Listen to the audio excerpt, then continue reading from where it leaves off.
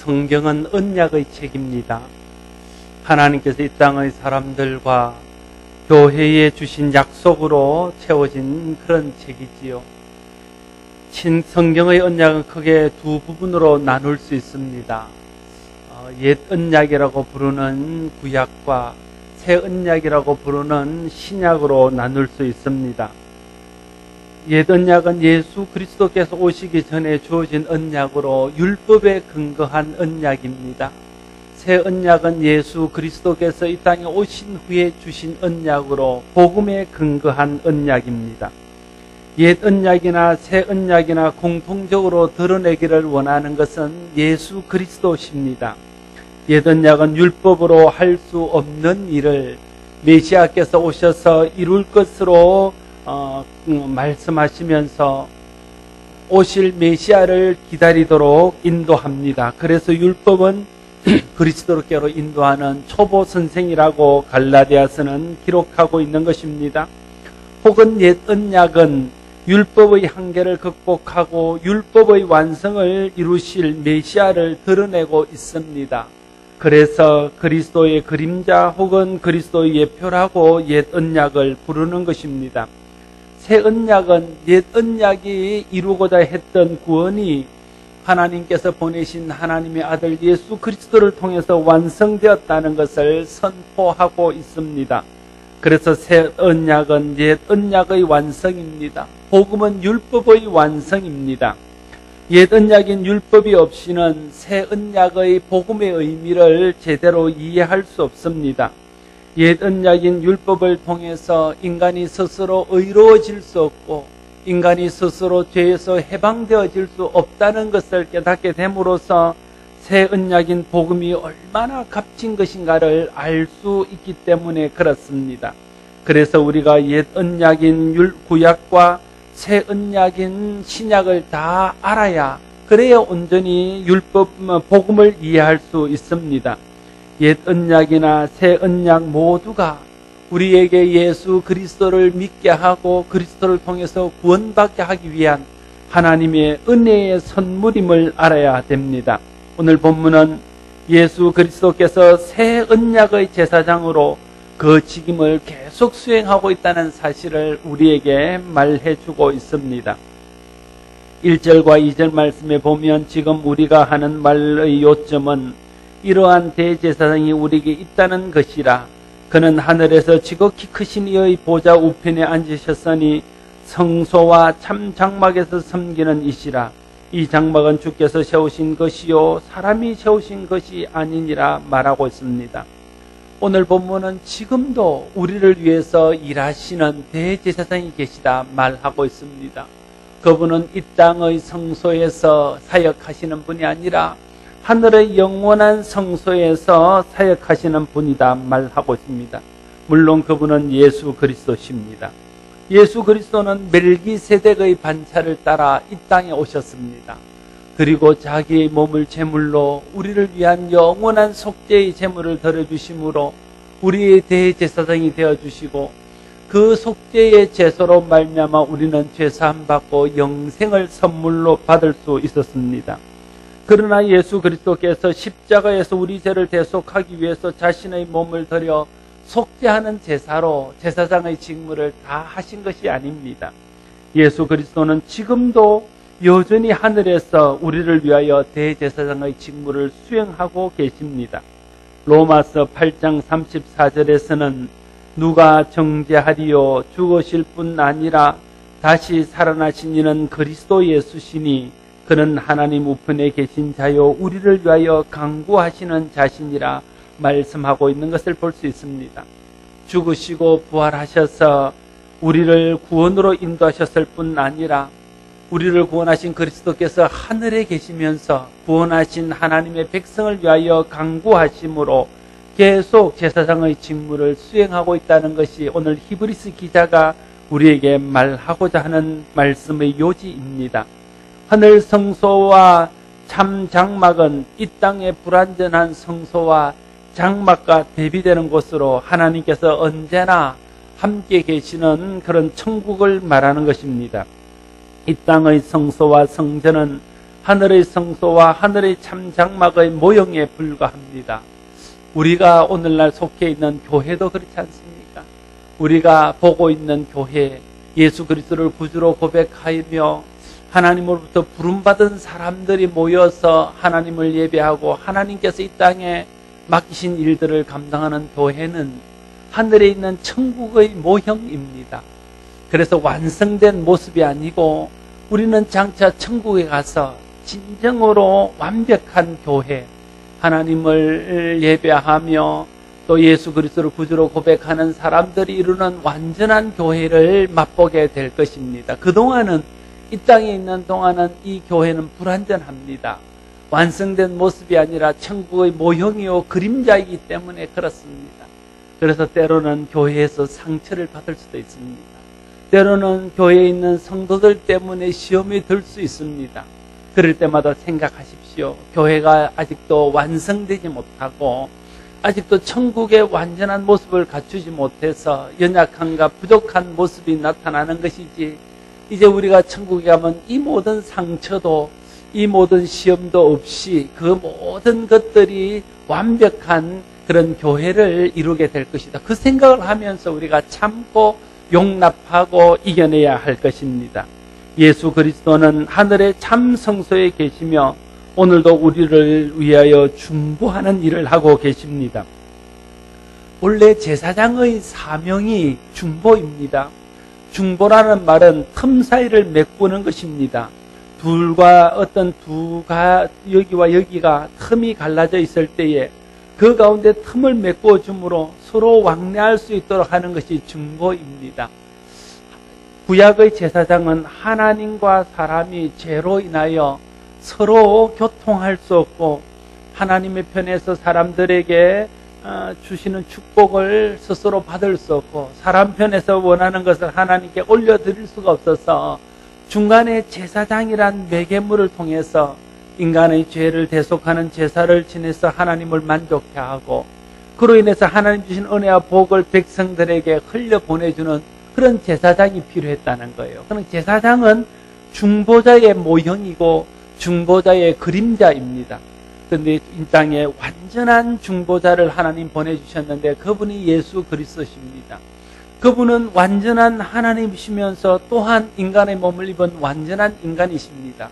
그래서 하나님의 편을 완전하게 만족시키시면서 동시에 사람의 편도 완전하게 만족시킬 수 있는 유일한 분이십니다.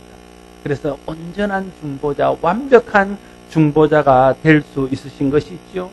그 중보자로 이 땅에 오셨던 예수 그리스도께서 이 땅에서의 사역을 완성하신 후에 하늘에 올라가시고 그곳에서도 여전히 우리를 위해서 빌어주심으로써 하나님과 우리 사이의 중보자로서의 사역, 제사장으로서의 사역을 여전히 감당하고 있다 하는 것입니다. 3절에서 6절까지의 말씀이 그것을 우리에게 이제 증거하고 있습니다. 3절로부터 6절까지의 말씀이 좀 길지만 같이 한번 읽어보겠습니다. 대제사장마다 예물과 제사를 위하여 세운 자니 그러므로 그도 무엇인가 드릴 것이 있어야 할지니라. 예수께서 만일 땅에 계셨더라면 제사장이 되지 않았을 것이니 이는 율법을 따라 예물을 드리는 제사장이 있음이라. 그들이 섬기는 것은 하늘에 있는 것의 모형과 그림자라. 모세가 장막을 지으려 할 때에 지시함을 얻음과 같으니 이러므로 모든 것을 산에서 내게 보이던 본을 따라 지으라 하셨느니라. 그러나 이제 그는 더 아름다운 직분을 얻었으니 그는 더 좋은 약속으로 세우신 더 좋은 언약의 중보자이니라. 아멘. 제사장마다 하나님 앞에 나아갈 때에 백성의 죄를 대속할 예물과 제물을 가지고 가야 했습니다. 예수님도 여전히 제사장으로서 백성과 하나님 사이를 이어줄 예물을 가지고 가셔야 했습니다. 그런데 예수님은 짐승이나 땅에 있는 것으로 제물을 삼지 않고 자기의 몸을 제물 삼아 하나님께 드림으로 하나님을 온전하게 만족시키셨다는 거예요. 짐승의 피로는 하나님을 온전하게 만족시킬 수 없었습니다. 그래서 계속해서 짐승의 피가 필요했고 계속해서 제물을 하나님께 드리는 것이 필요한 것이지요. 그러나 예수 그리스도께서 자기 몸으로 모든 인류의 죄를 대속하는 제사를 드리고 자기의 몸을 제물로 드림으로 하나님을 온전하게 만족시키는 제사를 드렸다는 거예요. 그래서 더 이상 그 제물을 드릴 필요가 없게 되었고 더 이상 하나님 앞에 나갈 때마다 짐승이나 또 다른 것을 드릴 필요가 없게 되었다 하는 것이죠. 그래서 예수 그리스도의 드린 제물은 하나님을 온전하게 만족시키는 아름다운 제사를 드리는 제물이 되었다. 오늘 본문은 그렇게 말씀하고 있는 것입니다. 더 좋은 언약의 제사장으로서 더 좋은 제물을 하나님께 드림으로써 더 좋은 언약의 중보자가 된 것이 예수 그리스도이심을 오늘 본문은 우리에게 말해주고 있습니다. 더 좋은 언약의 약속이란 물론 새 언약의 약속을 말합니다. 모든 믿는 사람은 더 좋은 언약인 새 언약의 약속 아래 살아갑니다. 지금도 하늘 성소에서 우리를 위하여 중보하시는 저 좋은 언약의 중보자이신 예수 그리스도의 은혜 안에 살아가는 것이지요. 예수 그리스도는 새 언약에 의해서 사람과 하나님 사이를 중보하시면서 누구든지 예수 그리스도의 이름으로 하나님 앞에 나아가면 하나님의 은혜를 경험할 수 있게 하시고 누구든지 예수 그리스도의 십자가의 보혈을 의지해서 나아가면 죄사함 받을 수 있도록 하시고 누구든지 예수 그리스도의 이름으로 나아가면 하나님 앞에 담대히 나아가서 하나님 앞에 기도하며 하나님 앞에 응답받을 수 있도록 해주시는 것입니다. 그래서 하나님과 사람 사이에 유일하고도 완전한 중보자로 이 땅에 계시는 것입니다. 누구든지 예수 그리스도를 통해 그러므로 죄사함 받을 수 있습니다. 예수 이름을 의지하고 주님 앞에 나아가면 그 십자가의 대속의 은혜로 말미암아 하나님이 우리를 죄에서 해방시켜 주시며 우리를 구원해 주시기 때문에 그렇습니다. 예수 그리스도를 통해 하나님의 자녀가 될 수 있습니다. 이제 누구든지 예수 이름으로 나아가는 사람은 사탄의 권세에서 벗어나 하나님의 자녀가 되는 권세를 얻을 수 있습니다. 누구든지 예수 그리스도의 이름으로 나아가는 사람은 하나님의 집인 천국을 자기의 것으로 유산으로 받을 수 있습니다. 예수 그리스도를 통해서 하나님으로부터 오는 모든 좋은 것들을 다 누릴 수 있게 되었습니다. 이것이 예수 그리스도께서 우리의 중보자이심으로 우리가 누리는 은혜요, 우리가 누리는 특권입니다. 그래서 예수 믿는 사람이 복되다 하는 것입니다. 예수 그리스도 안에 사는 사람이 복되다 하는 것입니다. 우리가 전도할 때에 예수 믿으면 복 받습니다. 예수 믿으면 좋습니다. 이렇게 전도를 합니다. 그럼 사람들이 언뜻 생각하기를 복 받는다는 것과 좋다는 것을 다 그동안 예수 알지 못할 때에 세상에서 생각했던 복과 세상에서 생각했던 좋은 것을 생각하는 겁니다. 그러면 예수 믿으면 세상에서 물질적인 복을 받고 건강의 복을 받고 하는 것마다 잘 되겠구나. 그런 생각으로 예수를 믿는 사람이 있습니다. 세상에서 자기들이 좋아하는 것들을 생각하면서 예수 믿으면 자기들이 좋아하는 그런 모든 일들이 자기에게 일어날 것이라 기대하고 예수를 믿습니다. 그랬다가 자기들이 생각하는 만큼 세상의 복이 오지 않고 자기들이 생각했던 만큼 세상에 좋은 일들이 일어나지 않을 때에 예수 믿은 것을 후회하게 되고 예수 믿어도 별 수 없네 이렇게 반응을 하는 수가 있다는 겁니다. 예수 믿어서 정말 얻는 복은 세상에 있는 그런 복과는 다른 것인데 예수 믿어서 정말 좋은 것은 예수 믿기 전에 생각했던 좋은 것과는 다른 것인데 그걸 우리가 설명해 주지 않고 그걸 우리가 말해 주지 않았기 때문에 그런 오해를 할 수 있다 하는 것입니다.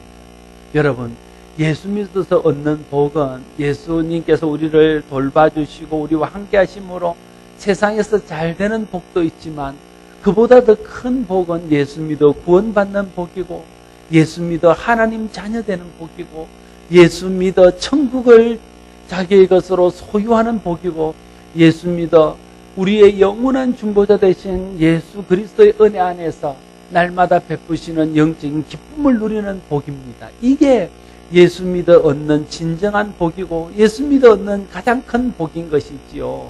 이 복을 얻기 위해서 우리는 예수를 믿는 것이고 이 복을 소유하기 위해서 우리는 예수를 놓지 않는 것입니다.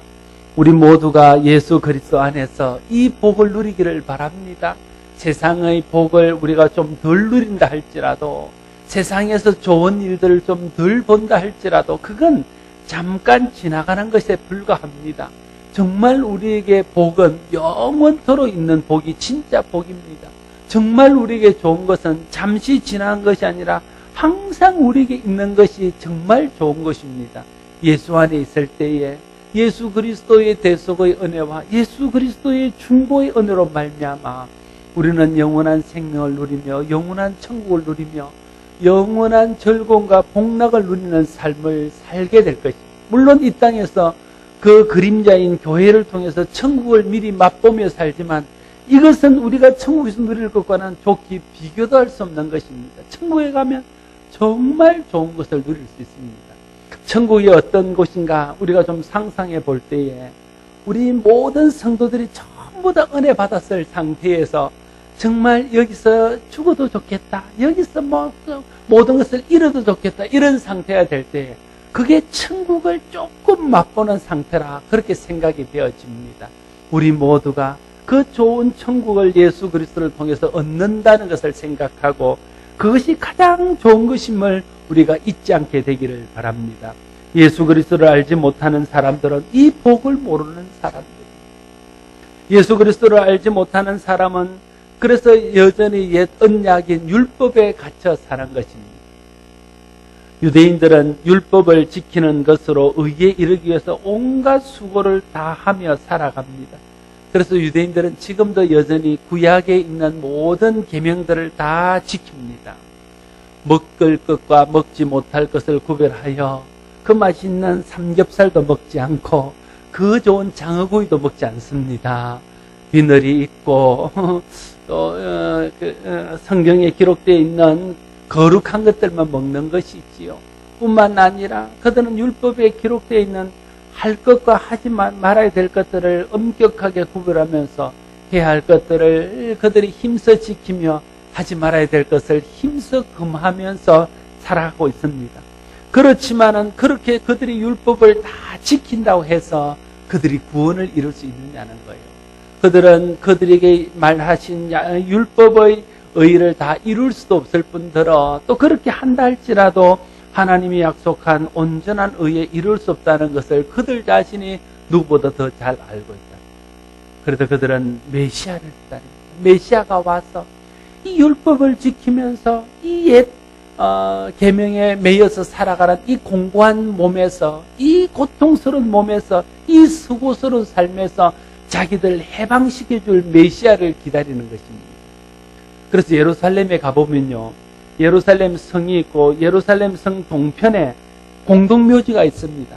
왜 그곳에 공동묘지를 쓰냐면 메시아가 오면 동쪽에서 올 것이라고 그들이 믿고 있기 때문에 동쪽에서 메시아가 올 때에 무덤이 열리고 가장 먼저 메시아를 맞이하기 위해서 예루살렘 동편에다가 다 묘지를 쓰고 있는 것입니다. 그들이 율법을 지켜보지만 그들이 옛 계명을 다 지켜보지만 그것으로 만족을 누릴 수 없다는 것을 그들이 상징적으로 보여주는 것이 예루살렘 동편에 무덤을 쓰는 것이라 할 수 있습니다. 그들이 율법으로 이룰 수 없는 것을 메시아가 와서 이루어줄 것이라고 기대하고 그들은 메시아를 기다리면서 여전히 율법에 매여 사는 것입니다. 무슬림들은 지금 무슬림들이 금식하는 그런 금식월입니다. 한 달 동안 계속 금식하면서 알라가 자비를 베풀어 줄 것을 기대하고 살아가고 있습니다. 금식할 뿐 아니라 선행을 하며 계명을 지키며 짐승의 피로 자신들의 죄를 지켜야 속죄의식을 해보지만 그것으로 자기들이 구원받았다는 확신을 할 수 없는 것입니다. 이렇게 하면 혹시 알라가 우리에게 자비를 베풀어서 우리를 천국으로 인도해 줄지도 모른다. 그 정도의 신앙으로 가지고 살아가는 겁니다. 그러니까 그런 삶을 살면서도 여전히 두려움과 불안에서 떨칠 수 없는 것입니다. 이런 삶이 율법 아래, 옛 계명 아래 살아가는 사람들의 모습입니다. 다른 종교도 마찬가지 아닙니까? 자기의 행위로 구원을 얻어볼까 생각하고 자기의 선행으로 구원에 이를 수 있을까 생각해서 이 오체투지를 하는 사람들 우리 보잖아요. 그죠? 티벳에 있는 티벳 불교를 믿는 많은 사람들이 그 자기들이 말하는 성지까지 수십 킬로, 수백 킬로를 오체투지로 오는 것입니다. 오체투지가 무엇입니까? 몸의 5부위가 땅에 다 닿는 것입니다. 땅이 이렇게 뻗는 것이죠. 그래서 5걸음 가서 오보하고 다시 온몸을 땅에 대서 그런 오체투지를 하면서 수십 킬로, 수백 킬로를 걸어오는 것입니다. 그렇게 하면 자기의 죄가 사함을 받고 그렇게 하면 해탈, 구원에 이를 수 있을까 하는 기대 때문에 그것 하면 구원을 받을 수 있다는 확신이 있는 것 아니에요. 해탈에 이를 수 있고 구원에 이를 수 있을까 하는 기대 때문에 그렇게 하는 것입니다. 불교의 사람들이 방생을 하고 선행을 하고 적선을 하는 것도 그렇게 하면 온전한 해탈에 이를 수 있다는 확신이 있어서 그렇게 하는 것이죠. 혹시 해탈에 이를 수 있을까? 혹시 다음 세상에 자기들이 믿는 윤회를 따라서 좀 더 나은 몸으로 태어날 수 있을까 하는 기대 때문에 그렇게 하는 거예요. 그게 율법 아래 매여 있는 삶이고 옛 언약 안에 있는 삶입니다. 종교적이 아니어도 그렇습니다. 우리에게 주신 양심의 율법이라는 게 있습니다. 사람마다 양심이 있습니다. 그게 율법입니다. 하나님이 모든 사람에게 보편적으로 주신 율법이 양심의 율법입니다. 사람들은요, 양심에 의해서 통제를 받습니다. 그게 율법적인 사람이에요. 내가 어떤 나쁜 짓을 할 때 내 양심이 제동을 겁니다. 내가 다른 사람 앞에 해를 입히고 할 때 내 양심이 제동을 겁니다. 내가 무슨 잘못을 하고 나면 계속해서 양심이 나를 정죄하면서 찔림을 갖게 합니다.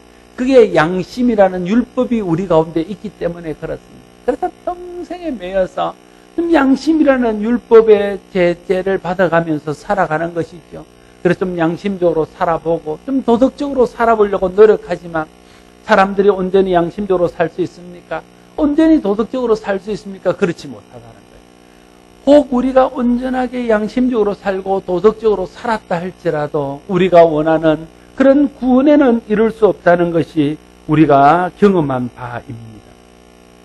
그러니까 예수를 알지 못하는 모든 사람은 종교적이나 도덕적인 행위를 통해서 자신들이 원하는 그런 구원에 이르기를 위해서 엄청난 고난과 또 수고와 노력을 겪지만 결국 그들이 바라는 그런 것에 이룰 수 없다는데 우리의 불행이 있습니다.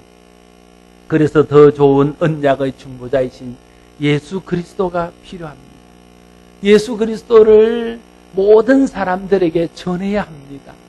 우리가 예수 그리스도를 알고 예수 그리스도 안에 산다는 것이 얼마나 큰 복인지 모릅니다.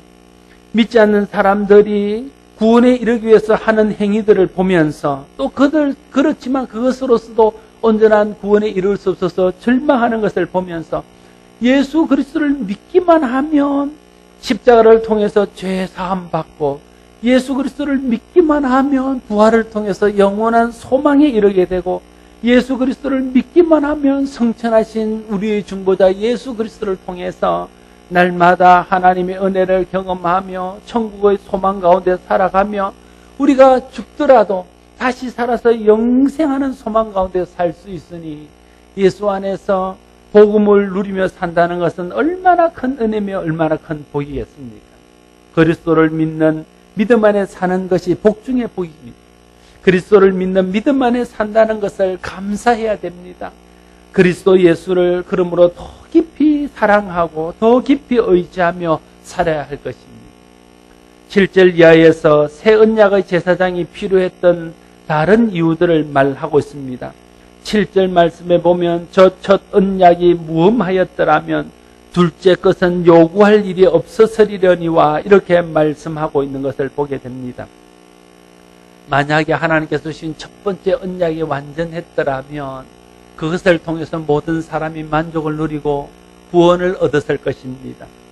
그렇으면 새 언약이 필요 없게 되었겠지요. 그러나 첫 언약이 불완전하였기에 새 언약이 필요했습니다. 첫 번째 언약을 두 번째 언약을 통해서 완성되었습니다. 구약의 율법으로 이룰 수 없는 것을 예수 그리스도께서 이루셨습니다. 구약의 율법으로 약속한 것이 예수 그리스도를 통해서 성취되었습니다. 그래서 두 번째 언약은 첫 번째 언약을 통해서 완성되는 것입니다. 구약만으로는 완전한 성경이라 할 수 없습니다. 구약이 신약을 만날 때 그걸 통해서 완전한 성경이 되는 것이 있죠. 구약에 약속한 모든 것이 신약을 통해서 이루어지고, 구약을 통해서 이룰 수 없었던 것이 신약의 예수 그리스도를 통해서 이루어지고, 구약을 통해서 절망했던 것이 신약의 예수 그리스도를 통해서 소망으로 바뀔 때 그 언약이 완전해질 수 있는 것입니다. 그래서 구약의 율법은 신약의 복음으로 완성되고, 구약의 모든 것들은 신약의 예수 그리스도를 통해서 성취되어지기 때문에 새 언약이 필요하고, 새 언약의 중보자이신 예수 그리스도가 이 땅에 오셔야 했다 하는 것입니다. 율법은 복음으로 완전해질 수 있습니다. 그래서 옛 언약의 제사장이 있음에도 불구하고 새 언약의 제사장이신 그리스도가 필요했던 것입니다. 히브리서 기자는 이 사실을 예레미야의 예언을 인용해서 다시 한번 설명하고 있습니다. 8절과 9절 말씀에 보면 이스라엘 백성들이 옛 언약에서 실패했던 사실을 우리에게 말해주고 있습니다. 이스라엘과 하나님과의 관계는요, 언약의 관계입니다. 아브라함을 통해서 언약을 맺으시고, 모세를 통해서 언약을 맺으시고, 또 다윗을 통해서 언약을 맺으시면서 내가 너에게 준 하나님의 말씀을 삼가 지키고 하나님을 경외하는 자리에서 떠나지 않으면 나는 너희의 하나님이 되고 너희는 내 백성이 되어서 내가 너희에게 베푸시는 은혜를 누리면 나는 너희를 돌아보는 하나님으로 있을 것이다. 이렇게 약속해 주셨습니다. 이것이 옛 언약입니다. 그러나 이스라엘 백성들은 하나님의 이 언약을 어기고 하나님을 경외치 않고 다른 우상을 섬기며 하나님을 사랑치 않고 다른 것들을 사랑함으로 하나님과 맺은 언약을 깨어버렸다는 거예요. 그래서 하나님이 그들의 하나님이 되지 못하고 그들은 하나님의 백성이 되지 못했습니다. 그 증거가 무엇입니까? 그 증거가 바벨론 포로입니다. 하나님이 그들을 버림으로 그들은 바벨론 포로로 잡혀갔습니다. 더 이상 그들은 하나님을 섬길 수도 없고 하나님 주신 은혜도 누릴 수 없는 상황이 되고 말았다 하는 것입니다. 처음 언약은 돌에 새긴 언약이었습니다.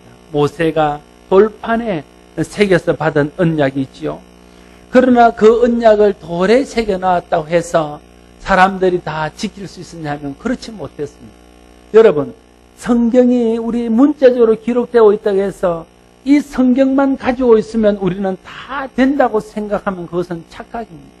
마치 이스라엘 백성들이 돌에 새긴 그 돌판만 가지고 있으면 하나님이 영원히 그들을 버리지 않고 그들을 하나님의 축복 가운데 있게 할 것이라고 착각했던 것과 똑같은 것입니다. 이 돌에 새긴 그 말씀을 다시 마음에 생기고 생각에 기억해서 그것을 지키게 될 때에 그 언약의 약속, 그 언약의 축복이 자기에게 유효한 것이 될 수 있습니다. 마찬가지로 오늘 하나님께서 우리에게 주셔서 기록하신 이 성경 말씀도 책이 기록되어 있는 채로 있을 때는 나와는 상관없는 말씀입니다.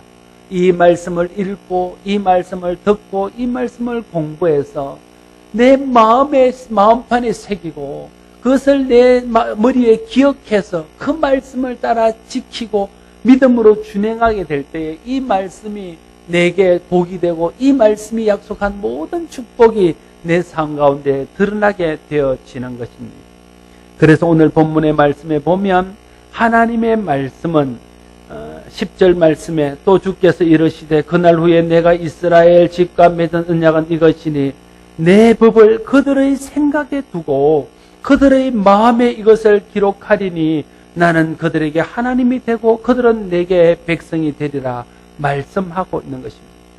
하나님의 말씀, 하나님의 약속을 내 생각에 두고 내 마음에 두고 지키는 사람만이 진정으로 하나님의 백성이 되고 그렇게 지키는 사람에게 하나님은 그들의 하나님이 되시겠다 말씀하고 있는 것입니다. 복음의 말씀을 마음과 생각에 두고 지키는 것이 중요합니다. 생각과 마음에 우리의 모든 삶을 결정하기 때문에 그런 것이 있죠. 우리의 생각한 것이 말로 나오고 행동으로 나옵니다. 우리의 마음에 묵은 것이 우리의 삶을 통해서 드러납니다. 그래서 우리의 생각과 우리의 삶에 무엇이 있는가 하는 것은 굉장히 중요한 것입니다. 나는 여러분들의 생각과 마음에 예수 그리스도의 복음이 있기를 바랍니다. 우리의 생각과 우리의 마음 속에 율법이 있으면요, 우리는 율법적인 사람이 될 수밖에 없습니다. 우리의 생각과 마음 속에 세속적인 것이 있으면 우리는 세속적인 사람이 될 수밖에 없습니다. 그러나 우리의 생각과 우리의 마음판에 하나님의 말씀이 있고 복음이 있고 예수 그리스도가 있으면 우리의 말하는 것이나 우리의 행동하는 것이나 우리의 사는 것에 하나님의 말씀의 이상이 실현되어지고 예수 그리스도의 복음의 능력이 나타나고 예수 그리스도를 통해 주시는 하나님의 은혜와 복이 나타나서 우리의 삶이 복음적인 삶이 되고 우리가 복음의 축복 아래 사는 복음적인 은혜의 사람이 될 수 있는 것입니다. 하나님의 말씀을 여러분의 생각 속에 두고 하나님의 말씀을 여러분의 마음판에 새기기를 바랍니다. 주의 복음이 여러분 마음속에 있어서 주의 복음이 여러분 생각 속에 있어서 주의 복음이 여러분의 마음과 생각을 주장하고 여러분의 삶을 주장하게 되기를 바랍니다.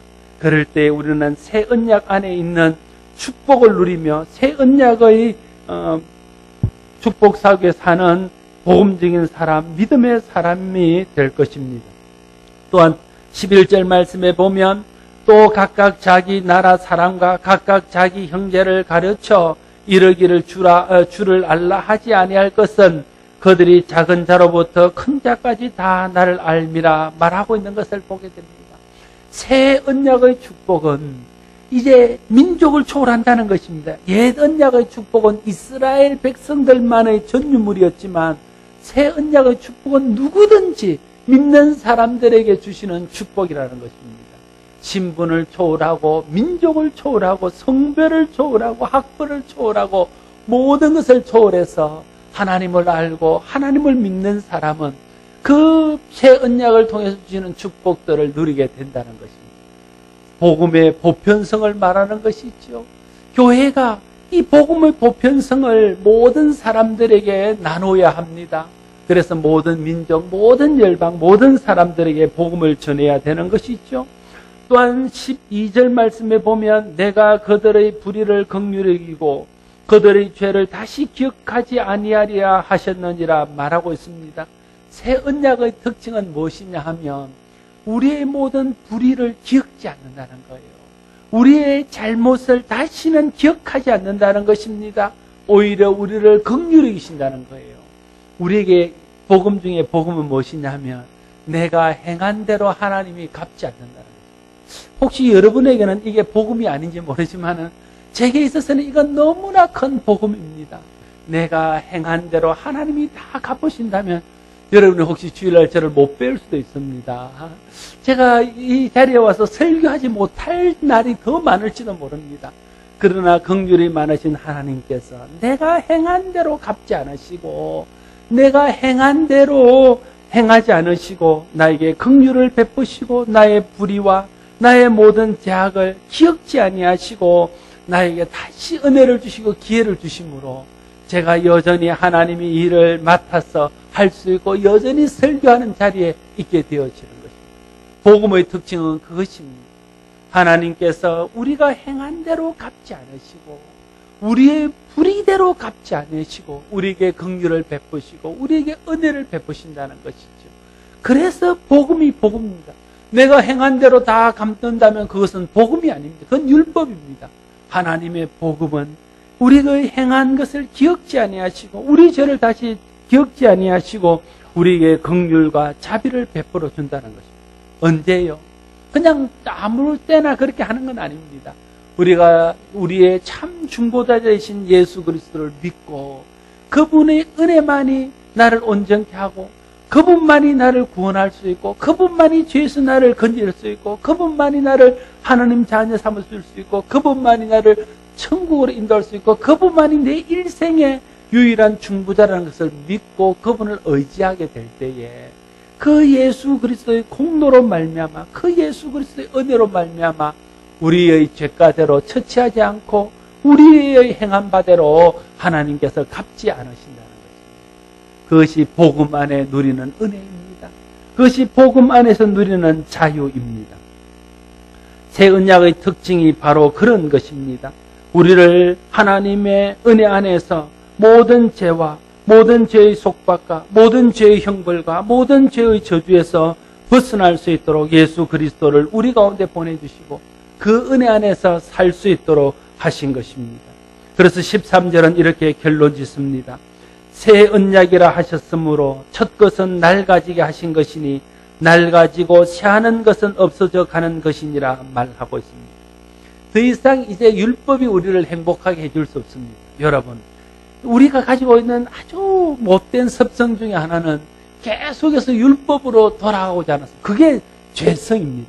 우리에게 남아있는 가장 큰 죄성은 뭐냐면 율법으로 돌아가고자 하는 것입니다. 그걸 다시 말하면 내가 나를 구원하고자 하는 것입니다. 내가 이렇게 잘해서 하나님께 복을 받아야지. 내가 열심히 해서 하나님이 나를 어떻게 하겠지. 그것은 자기의 어떤 의를 드러내는 것입니다. 내 속에 의가 있다는 것입니다. 내 속에 능력이 있다는 것입니다. 내 속에 하나님께서 나를 기뻐할 수 있는 그런 뭔가가 있다는 것을 말하는 것입니다. 그러나 복음은 그런 것이 아닙니다. 나는 할 수 없습니다. 나는 무능합니다. 나는 죄인 중에 계십니다. 나는 아무것도 아닙니다.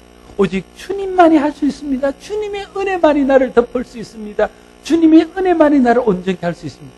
그게 복음입니다.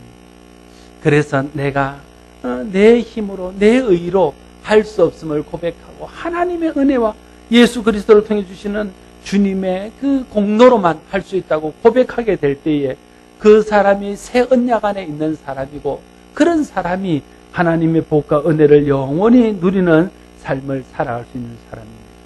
내 속에서 자기 의가 살아나고 내 자랑이 살아나면서 내 힘으로 무엇을 해보겠다는 율법주의가 살아날 때 이것이 나의 죄성인 줄 알아서 주님께 회개하고 내가 할 수 없는 일을 예수 그리스도께서 하셨고 이제 내가 할 일은 예수 그리스도를 믿고 그분의 공로를 의지하며 그분을 따라가는 것임을 믿고 믿음 안에서 살고 은혜 안에서 살고 복음 안에서 살고 그리스도 안에서 살 수 있는 우리 모두가 될 수 있기를 바랍니다.